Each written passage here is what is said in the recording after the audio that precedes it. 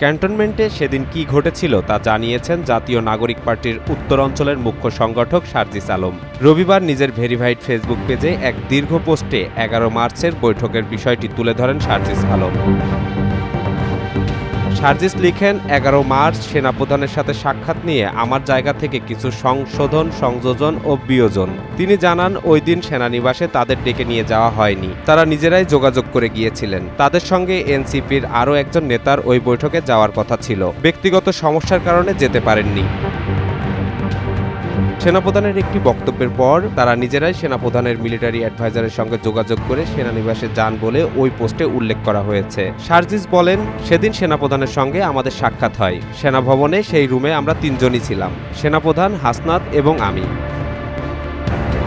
ওই বৈঠকের আলোচনা নিয়ে হাসনাত আব্দুল্লাহর বক্তব্যের সঙ্গে তার কিছুটা দ্বিমত আছে জানিয়ে সার্জিস বলেন, মানুষ হিসেবে যে কোনো ব্যক্তি বা ব্যক্তির অভিমতকে একজন একভাবে অবজার্ভ করে। হাসনাত সেদিন তার জায়গা থেকে যেভাবে সেনাপ্রধানের বক্তব্যকে অবজার্ভ ও রিসিভ করেছে এবং ফেসবুকে লিখেছে, আমার সেক্ষেত্রে কিছুটা দ্বিমত আছে।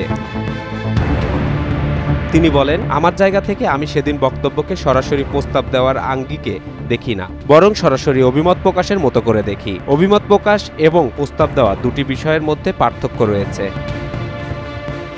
তবে হাসনাত তার ফেসবুক পোস্টে দাবি করেছিলেন, রাজনীতিতে রিফাইন্ড আওয়ামী লীগ করার জন্য চাপ দেওয়া হয়েছে। হাসনাতের ওই দাবি নিয়ে সার্জিস লিখেছেন, যেই টোনে হাসনাতের ফেসবুক লেখা উপস্থাপনা করা হয়েছে, আমি মনে করি কনভারসেশন ততটা এক্সট্রিম ছিল না। এই পোস্টে সেনাবাহিনীর সঙ্গে এনসিপি, অন্য রাজনৈতিক দল কিংবা জনগণকে মুখোমুখি দাঁড় করানো কখনোই প্রাসঙ্গিক নয় বলে মন্তব্য করেছেন সার্জিস আলম।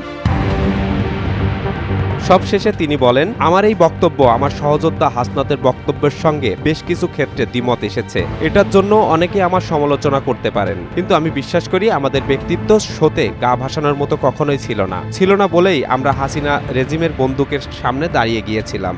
আজও কেউ হাসনাতের দিকে বন্দুক তাক করলে তার সামনে দাঁড়িয়ে যাওয়ার কমিটমেন্ট আমাদের আছে, কিন্তু সহযোদ্ধার কোনো বিষয় যখন নিজের জায়গা থেকে সংশোধন দেওয়ার প্রয়োজন মনে করি, তখন সেটা আমি করব।